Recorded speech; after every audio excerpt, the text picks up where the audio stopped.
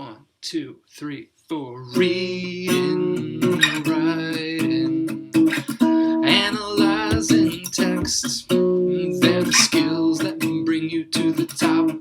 It's AP Lang and Pop. Hi again, seniors. Hope you're not getting sick of my video lessons yet, because I'm just getting rolling. The objective of this session is to talk about how to get the thesis point on a rhetorical analysis, and I'm going to try really, really hard to limit this to 5 minutes. So let's get right into it. The thing to remember with the thesis is that while it's important because it's the first thing your reviewer or your reader is going to read, it's only a point, so you don't want to get bogged down. Let's look at the rubric and talk about what makes a strong thesis. Okay, so here we've got the AP Lang rhetorical analysis rubric up here. You've seen this before, so I'm going to move quickly. Obviously, you get 0 points if you don't have a thesis or if your thesis only restates the prompt. You also get 0 points if there's no claim about the rhetorical choices that the writer of the passage makes. If you look down here where it says additional notes, it can be more than one sentence. They say it can be anywhere in the response, but I really think it's best if it comes at the beginning of the response. Okay, so let's look at a hypothetical example here. Okay, so imagine this is a rhetorical analysis prompt on an AP Lang exam, and the excerpt is comprised of 3 passages from Hillbilly Elegy related to the trauma of an unstable home.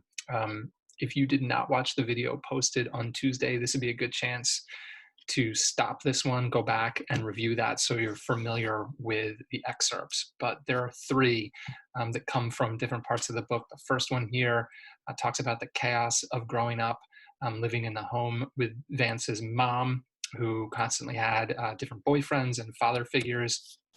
And then again, a passage later on in the book talking about the same thing, how many times Vance moved when he was living with his mother, and again, like the difficulty of being exposed to all these different men. And then he contrasts that with the stability and predictability he found in 10th grade, at the end of 10th grade when he moves on with his grandmother. So imagine those are the 3 excerpts, and here's the prompt. The following excerpt is from J.D. Vance's Hillbilly Elegy, a memoir that examines the challenges of overcoming poverty and growing up in the Ohio Rust Belt. Read the excerpt carefully, then in a well-written essay, analyze what Vance's syntax conveys about his struggle growing up in an unstable home. So I've tried to mirror the type of language the College Board uses with the prompts, so this should be familiar. The command is that last sentence, so you want to make sure your response, your essay is responsive to that part of the prompt. So how do you get the thesis point? Well, this is relatively straightforward, but easier said than done, so let's unpack it.